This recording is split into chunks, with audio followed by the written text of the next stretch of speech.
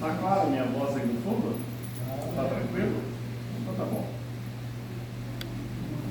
O pai chega de violão na casa espírita, né? Você tem que tomar cuidado. Porque você sabe que é aquelas pessoas que são inspiradas, né?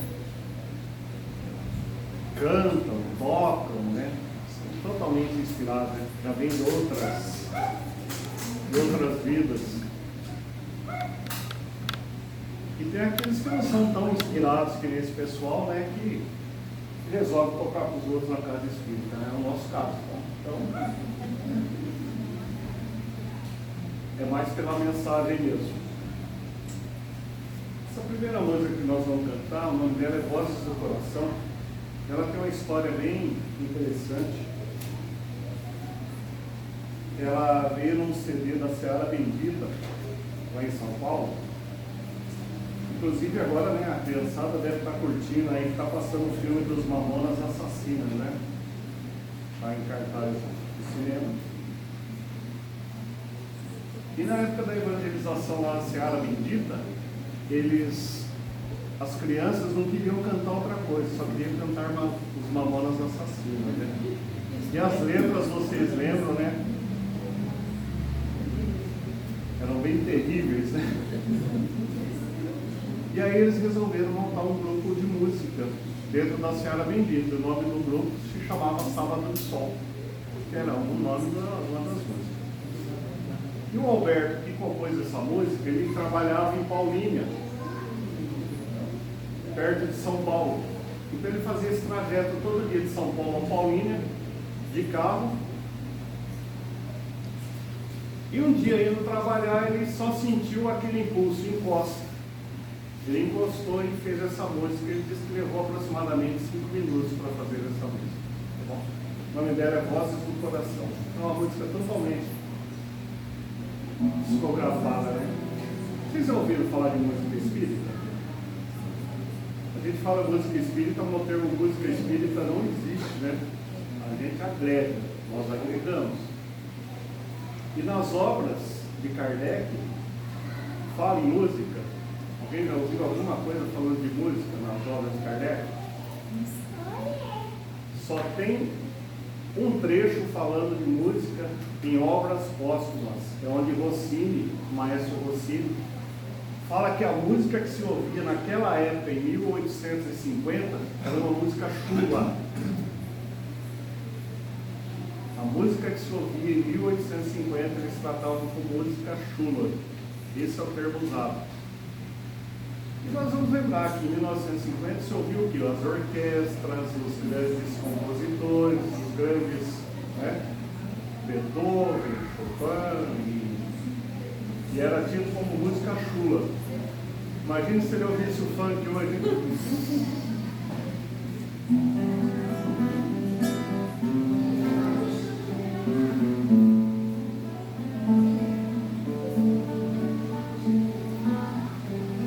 Abra o coração e deixe a solidão. É hora de renascer. Não esqueça seu irmão. Tenha compaixão. Seja um novo ser. Comece a jornada. Faça sua estrada. Comece a viver. Não deixe pra amanhã. As preces não se escrevem, são luzes na alvorada, são vozes do coração. Irmão, corpo e alma unidos no momento da reencarnação que te move nessa esfera em busca do Pai, irmão. Corpo e alma unidos no momento da reencarnação que te move nessa esfera em busca do Pai, em busca do Pai, nessa esfera em busca do Pai. E essa segunda música, o nome dela é Vem Ajuda. Também é uma psicografia. É uma psicografia de Chico Xavier, né, através da Alta de Souza. Tá? O nome dela é bem azul. Talvez vocês conheçam essa música.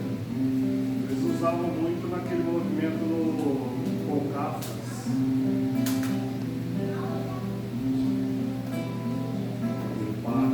Das rosas do teu oco, onde a luz dos teus olhos brilha e mora, e os romeiros que seguem vida fora, padecendo aflição e desconforto.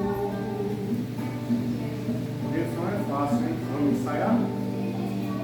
Reparte o pão que te enriquece a mesa, estendendo teu outro de beleza, e o Mestre amado habitará contigo, e o Mestre amado habitará contigo. Vamos repetir comigo? Reparte os pão que te enriquece a mesa, estendendo teu outro de beleza, e o Mestre amado habitará contigo, e o Mestre amado habitará contigo. Fortunados náufragos sem porto, triste rogando a paz da nova aurora, levam consigo a dor que clama e chora sob as chagas de um grito quase morto. Agora, hein? Rebate o pão que te enriquece a mesa, estendendo teu outro de beleza, e o Mestre amado habitará contigo, e o Mestre amado habitará contigo. Não te detenhas, em socorre, ajuda a multidão que passa inquieta e muda, implorando-te amor, consolo e abrigo, implorando-te amor, consolo e abrigo. Reparte o pão que te enriquece a mesa, estendendo teu outro de beleza, e o Mestre amado habitará contigo, e o Mestre amado habitará contigo. Para encerrar, e o Mestre amado habitará contigo.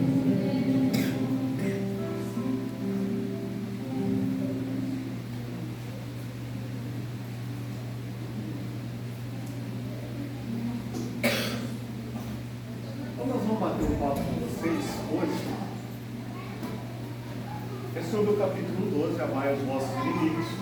Um termo que está ali, o duelo.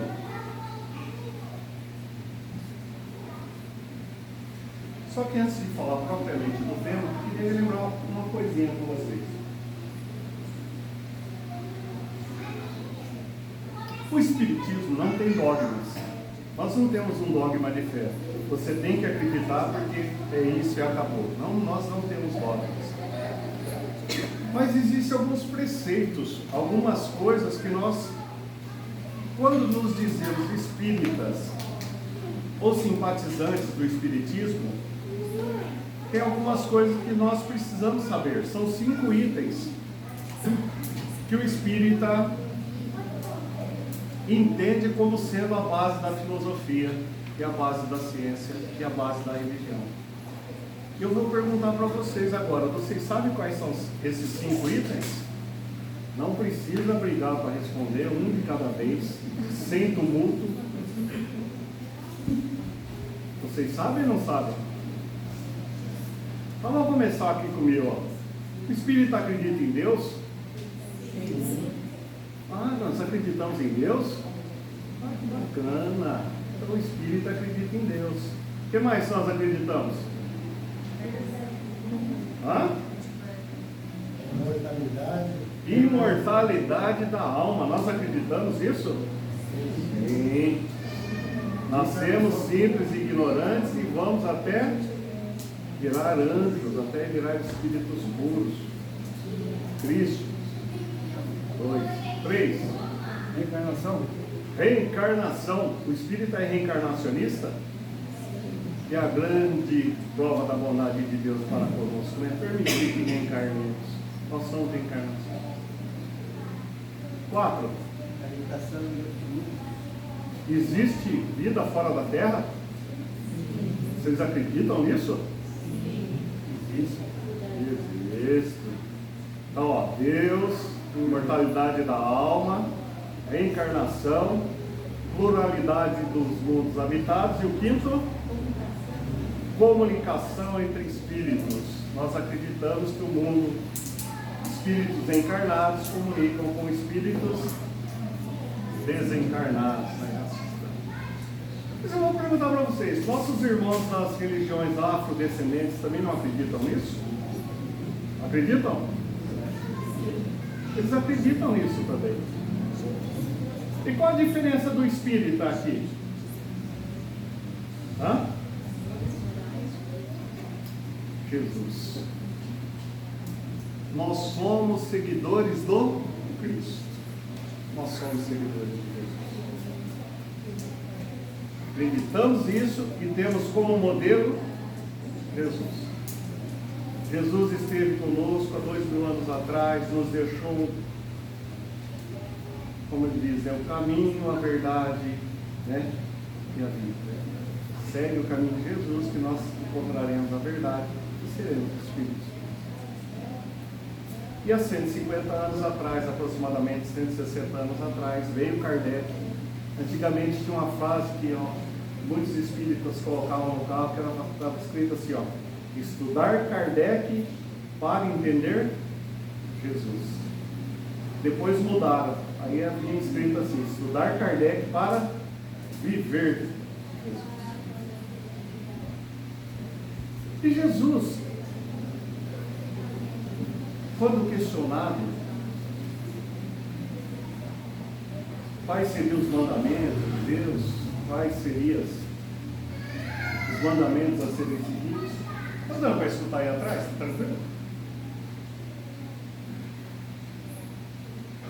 Ele falou: amará o Senhor teu Deus de todo o coração, de todas as suas forças. Eis o primeiro mandamento. E o segundo, quase igual ao primeiro, é amar o seu próximo como a ti mesmo. Aí está toda a lei e os profetas. Só que depois ele acrescentou alguma coisa: amai os vossos inimigos. Amai os vossos inimigos. E o capítulo 12 do Evangelho segundo o Espiritismo traz a vingança, traz a cólera, o ódio. E aí ele fala sobre o duelo, que é o que nós vamos bater um papo hoje aqui, sobre esse duelo. O que é um duelo? O que se entendia por duelo? Duelo, eu estou aqui com o seu Osmar me ofende a honra, eu me sinto ofendido, aí eu chamo ele, nós vamos ali fora acertar as contas. Só que antigamente esses duelos começaram a ser feitos com espadas, com floretes, depois com pistolas, com armas de fogo. E esse duelo consistia em sempre um homicida e um suicida. Não é verdade? Por que um homicida e um suicida? O que matou é um homicida. E aquele que foi para o duelo, sabendo que poderia perder a vida naquela situação, ele é o quê? Um suicida. Olha a barbárie. Olha a barbárie. No processo de lavagem de honra se tinha o que? Um homicídio e um suicídio. Para nós termos uma ideia, até 1994, a Constituição do nosso país vizinho aqui do Uruguai previa-se duelos. 1994, isso fazem 30 anos atrás. Ainda há registros de duelos também em algumas regiões da Espanha. Até aquela época havia algumas regiões que ainda aconteciam esses duelos. Não se chegando às vias de fato à morte, mas se duelavam com espadas para se lavar a alma. E Kardec nos traz no Evangelho segundo o Espiritismo 5 itens que falam sobre o duelo. E o mais interessante disso aqui é que os 5 itens são de espíritos ligados à Igreja Católica. Adolfo, bispo de Alger, Santo Agostinho, o espírito protetor, Francisco Xavier e Agostinho de novo. Então, os 5 itens é tratado por espíritos que foram ligados ao catolicismo. Aí eu pergunto para vocês, né? Graças à evolução, graças à informação que nós temos hoje, graças à divulgação do Evangelho, à divulgação do cristianismo, foi-se cada vez diminuindo esses duelos sanguinários, essa barbárie. Hoje nós não ouvimos falar aqui em Biporã que teve um duelo ali na esquina. Não teve, né? Não teve esses duelos para se lavar a alma. Hoje se buscam outros meios. Mas a pergunta que eu faço para vocês agora: acabaram-se os duelos? Não? Vocês têm certeza disso, que não acabou o duelo? Ainda não. Por que não acabou esses duelos? Porque hoje nós usamos armas diferentes. Nós usamos uma arma muito poderosa, que é a nossa mente, que é o nosso sentimento. Às vezes duelamos por um cargo na empresa, não com a maneira sadia, mas como? Fazendo fofoca, fazendo intriga, como diz o outro, puxando o tapete.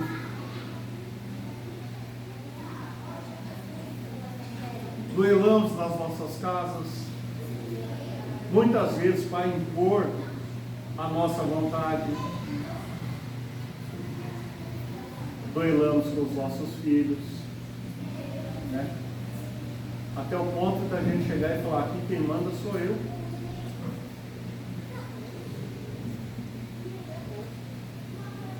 Então existe N duelos na nossa sociedade. Existem N fatores que fazem com que nós tenhamos embates diariamente. Às vezes não é um, não, às vezes são muitos embates do mesmo dia. Duelamos várias vezes no dia. Duelamos várias vezes no dia.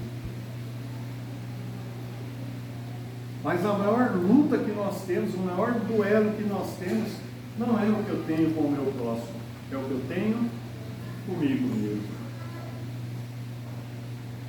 É a luta que nós temos interna para que nós consigamos vencer o quê? As nossas atitudes não tão boas, né? Para saber o que é certo e o que é errado, muitas vezes, né?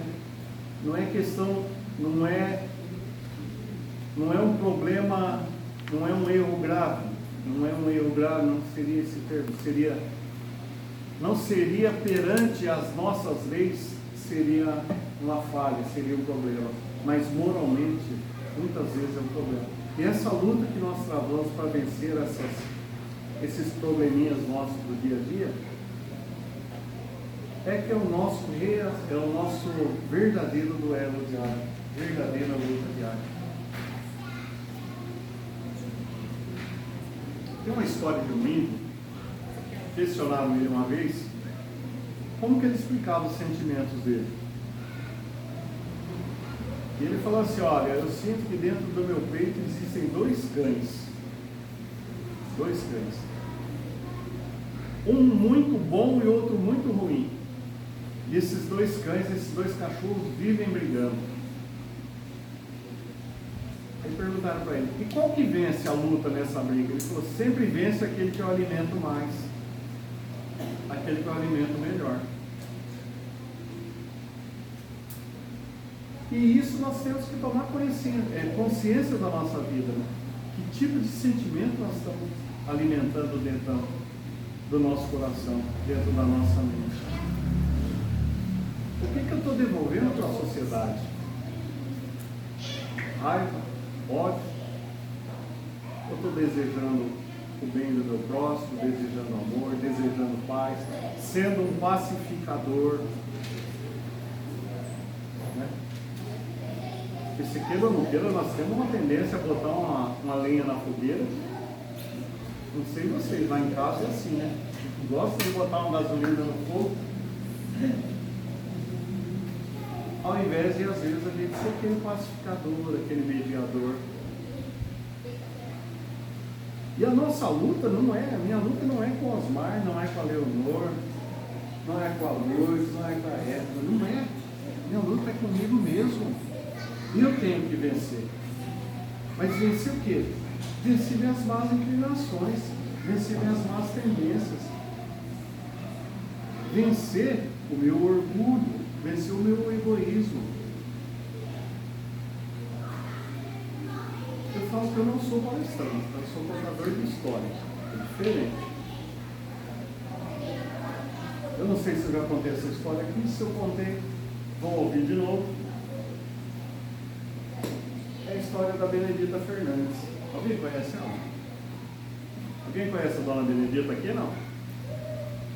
Você conhece, Paulo? Conheço. Pessoalmente, não? Não, a história dela. Ah, a história. Eu já assustei, cara. Se você conhecesse pessoalmente, eu ia ficar preocupado. Só na sessão mediúnica, né? Oi? Se fosse a sessão mediúnica. Só na mediúnica mesmo. Que ela desencarnou em 1946. Né? E o Cláudio falou: conhece? Eu falei: Jesus. A dona Benedita, ela nasceu no século XIX, no interior de São Paulo, uma cidade chamada Campos Novos Paulista. Uma senhora de estatura baixa, média para baixo, né? Negra.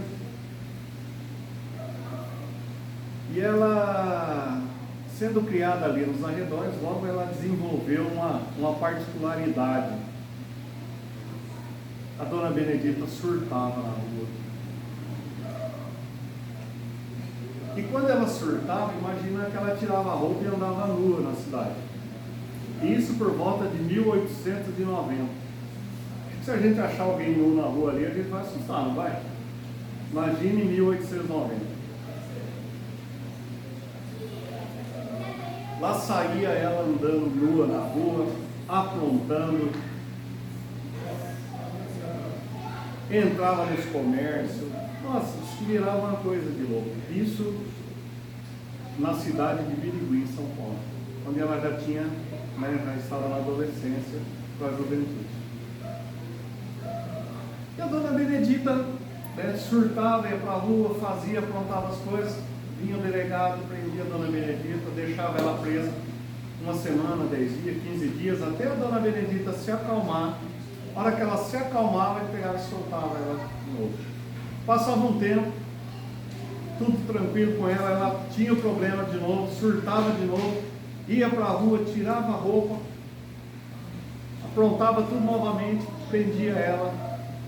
E nessas vindas e vindas da delegacia, ela conheceu um carcereiro e um advogado. Um carcereiro de nome Pardial e um advogado de nome Marquese, que tinha conhecimento da doutrina espírita. E quando a dona Benedita surtava, eles começaram a aplicar os passos, esse passo que nós tomamos aqui no final da palestra. E a dona Benedita, em vez de ficar 15 dias detida, ela só ficava 7 dias, 8 dias, cada vez diminuía menos o seu período que ela ficava encarcerada, devido às suas crises. E numa dessas indas e vindas da dona Benedita ao cárcere, que ela esteve presa, um dia ela começou a ouvir vozes. E as vozes falavam assim para ela: Benedita, trabalhe no bem, cuide das crianças e cuide dos enfermos, e serás curada. Benedita, trabalhe no bem, cuide das crianças e cuide dos enfermos, e serás curada. Saiu ali da delegacia. Ela não tinha mais ambiente para continuar na cidade de Birigui, de tanto que ela aprontou, que ela surtava na cidade, como eu estou contando a vocês. Ela arrumou para a cidade de Araçatuba, também no interior de São Paulo. Na cidade de Araçatuba, ela começou a trabalhar como empregada doméstica em algumas casas. Mas a frase não saía da cabeça dela: Benedita, trabalhe no bem, cuide das crianças e cuide dos enfermos, e serás curado. Passado algum tempo, ela estava trabalhando com o bispo de Araçatuba, na casa do bispo de Araçatuba. E ela falava isso para o bispo, que ela iria abrir um orfanato. Eu vou abrir um orfanato para cuidar das crianças.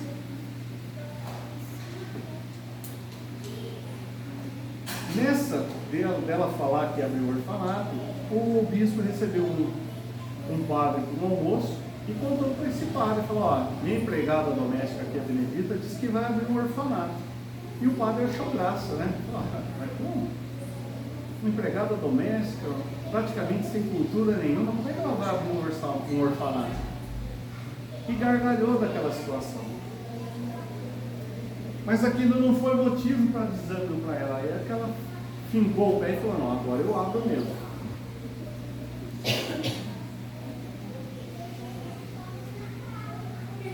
Passado algum tempo, ela adquiriu uma casa na periferia de Araçatuba, e ali ela começou a recolher crianças órfãs. Rapidamente chegou 1, chegou 2, chegou 3, chegou 4, 5, 6, 7, todos sob a tutela da dona Benedita. Daqui a pouquinho ela já estava com 10 crianças sob sua tutela, 12, 13, 14, 15 crianças. 15 crianças sob a tutela da dona Benedita. E ela tinha aprendido um pouquinho do espiritismo, junto com o Pardial e o Marquese. Ela evangelizava aquelas crianças no orfanato, ela aplicava os passos. Só que junto com as crianças também começou a vir o que? A dificuldade financeira. E eles tratando a dona Benedita de mãezinha daqui, mãezinha, mãezinha, mãezinha. Aí chegou um dia de manhã, criança quase não tem fome, né? Mas de casa lá parecia umas lagartas antigamente. Aquelas crianças todas com fome. Mãezinha, tô com fome, mãezinha, tô com fome, tô com fome, tô com fome. E ela não tinha que dar de comer para aquelas crianças. E falou para as crianças: vai lá para o portão que Jesus vai dar um jeito. Correram aquelas crianças lá para frente do portão. Ficaram tudo piocada lá, tudo paradinho, esperando Jesus. E nisso ia passando um bucheiro. Vocês sabem o que é bucheiro, né? Ó, eu nunca vi, né? Vai.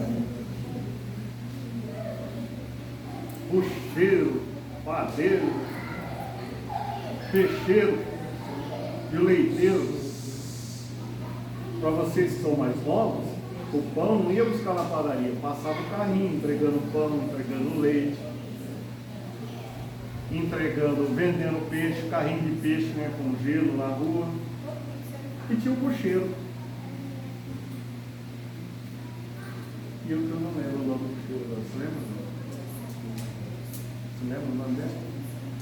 Não, esqueci. A idade vai fazendo as coisas. Eu esqueci o nome do bucheiro. Vamos tratar ele de bucheiro. Nisso ia passando um bucheiro na rua, e ele olhou aquele monte de crianças empiocada no portão e falou: molecada, o que vocês estão fazendo aí? O mais espigadinho falou: nós estamos com fome. E nossa mãezinha falou que é para vir no portão que Jesus ia dar um jeito. Aí ele falou assim: avisa a mãezinha de vocês que Jesus chegou. E ele entrou, conheceu o trabalho da dona Benedita. Junto com o trabalho da dona Benedita, ele viu que estava sendo feito e ele falou para ela: a partir de hoje, dona Benedita, a senhora fique tranquila. Toda a sobra que eu tiver no dia, eu trago para a senhora. As crianças não vão passar fome. E ele, por ser uma pessoa muito conhecida na cidade, ele falava para um, falava para outro. Então, uns traziam arroz, outros davam feijão, outros davam batata. E aquilo foi indo, foi indo, foi indo. Ela não teve mais problema de alimentação com aquelas crianças aposentadas. A Riciele. Ainda bem, sim, demorou. Obrigado. Isso que é bom trazer esposa, tá vendo? A memória é falha. Riciele. Nós não vamos chamar mais de bucheiro, não vamos chamar de Riciele. E o Riciele começou a ajudar ela ali na casa.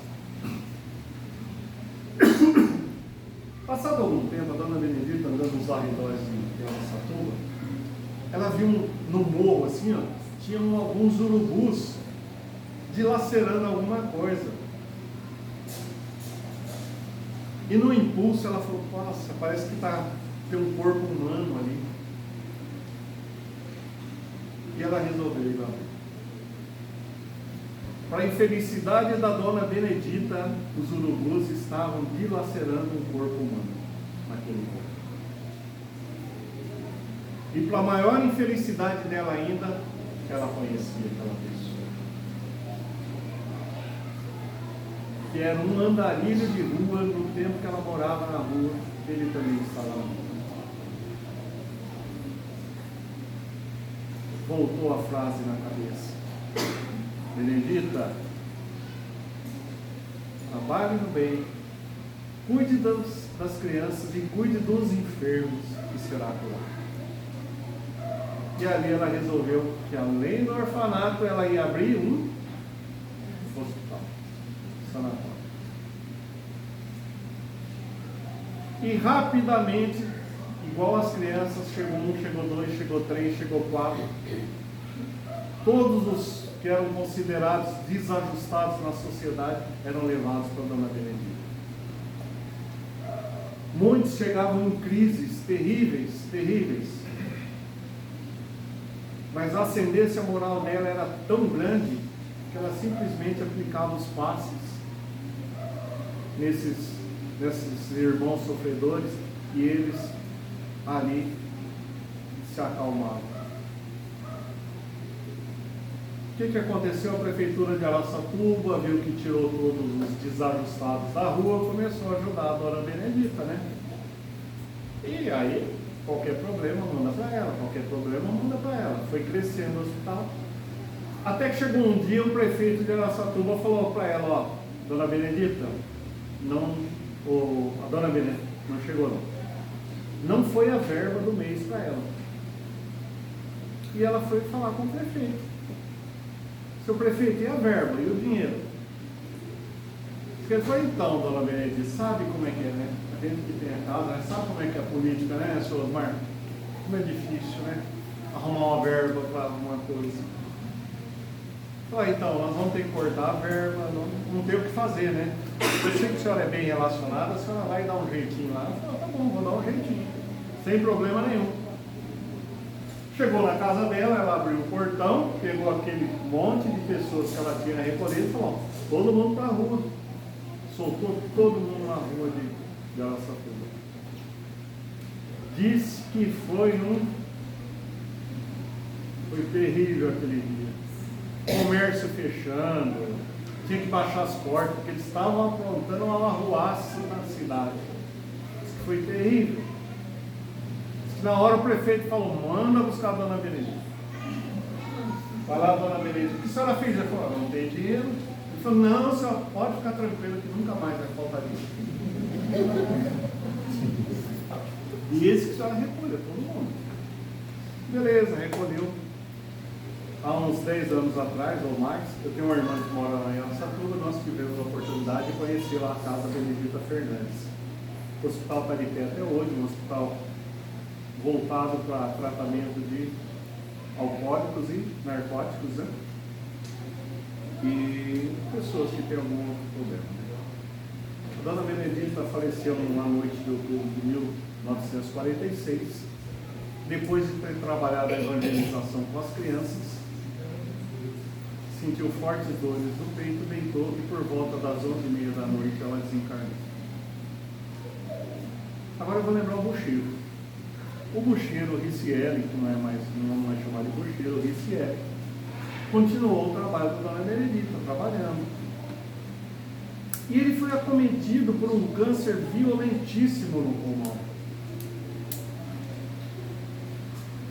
E naquela época, por volta de 1950, 1955 mais ou menos, não existia tratamento, que nem nós temos o Hospital do Câncer aqui em Londrina, tem em Maringá, tem em Marília, toda a região tem, né? Não tinha essa facilidade, só tinha o tratamento no INCA, que é o Instituto do Câncer no Rio de Janeiro. E todo mês o Ricieli tinha que ir até o Rio de Janeiro fazer acompanhamento do câncer no pulmão.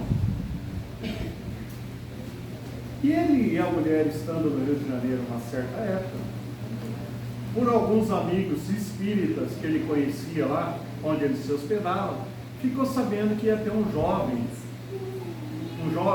palestrante, um médium, que estaria na cidade, na casa de fulano de tal, que eles iam fazer o evangelho, e convidou o Ricieli a participar desse evangelho. E lá foi o Ricieli e a esposa desse evangelho. Chegando nesse local,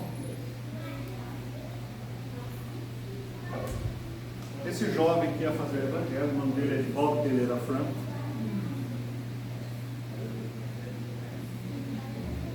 fizeram o evangelho, acabou o evangelho, o Ricieli foi conversar com o Divaldo. Falou: Divaldo, é o seguinte, eu estou com esse problema de câncer, está aqui no meu peito, está assim assado, sinto fortes dores, eu precisava ter uma orientação aí, ver o que pode ser feito. O Divaldo falou assim: ó, tem uma pessoa aqui do meu lado que está te mandando uma mensagem, que é para você ficar bem tranquilo, que a sua passagem vai ser tranquila. Aí você falou: não, quem está aí? Aí o Divaldo falou para ela está falando para você lembrar das tripas e dos buchos. O Ricieli falou: é a dona Benedita. Aí o Ricieli falou: não, fala para a dona Benedita que eu quero uma moratória, eu preciso ficar mais um tempo aqui. E a dona Benedita, através do Divaldo, falava: não, Ricieli, ela falou que você é igual a todo mundo. Você vai desencarnar, mas você pode ficar tranquilo que você vai ter uma passagem bem tranquila. Ele falou: não, fala para a dona Benedita, é o seguinte, eu estou construindo o esgoto lá no orfanato, lá no sanatório. Eu não posso deixar a obra pela metade, eu preciso de uma moratória. Isso quer muito argumentar. A Benedita falou para ele: então pode deixar isso aí, você vai ter a sua moratória, tá bom?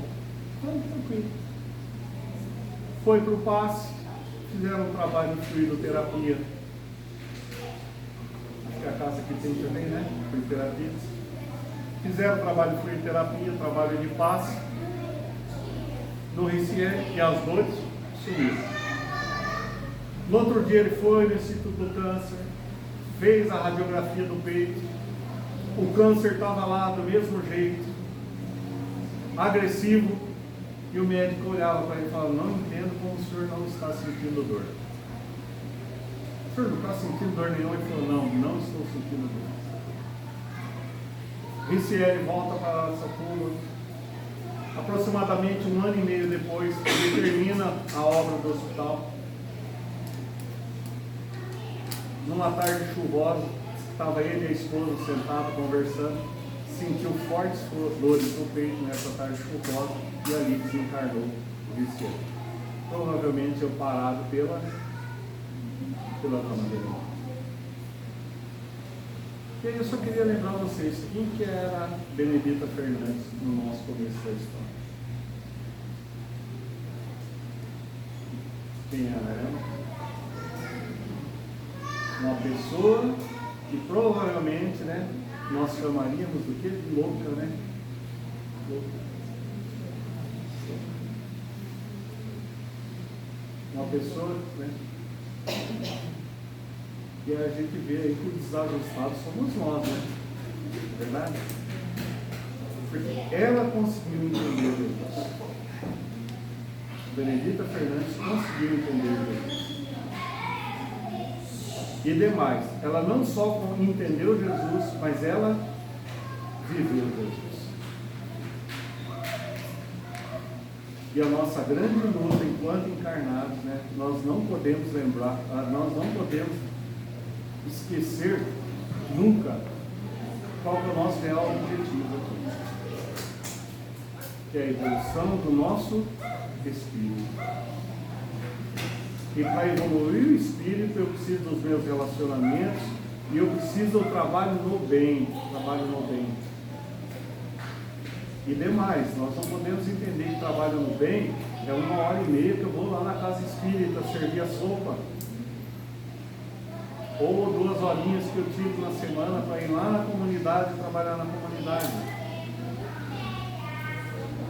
Trabalhar no bem começa em todos os lugares que nós estamos, desejando bem, irradiando amor, irradiando bondade, compreensão, paciência. Num mundo tão rápido que está hoje, né? Hoje a gente não tem tempo de ouvir ninguém conversar, né? As pessoas chegam para a gente, nós não temos tempo de ouvir.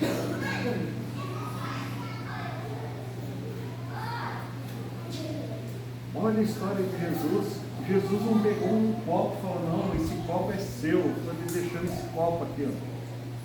Que eu estou dando para você esse copo, não. Deixou para nós o quê? Amor, paciência, compreensão. E agora é a nossa grande luta. E não adianta nada a gente entender, conhecer o Evangelho de cabo a rabo, contra capa, conhecer tudo, se nós não colocamos em prática. A mesma coisa a gente compra televisão, né? Isso é mais para os homens, né? Estou falando do meu caso, tá? Não estou generalizando, não. A gente compra um aparelho elétrico, o que a gente faz? Vai lá e liga na tomada antes de ler o manual. Não é? Aí queima. Aí depois que queima a gente vai ler o manual.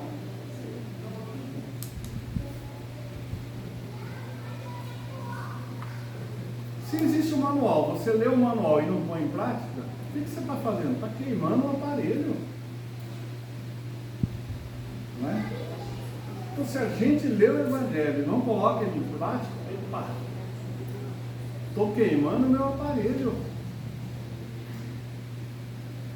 Vamos dar uma refletida, né? E eu tenho medo de falar essas coisas porque o ouvido mais próximo é o meu, né? Esse que é o problema. E a gente não pode lembrar, né? Nas nossas dúvidas, Jesus é o nosso porto seguro. Sempre. Na dúvida, pergunte aos bons espíritos, pergunte ao anjo da guarda, ao espírito protetor, ao chame do jeito que quiser.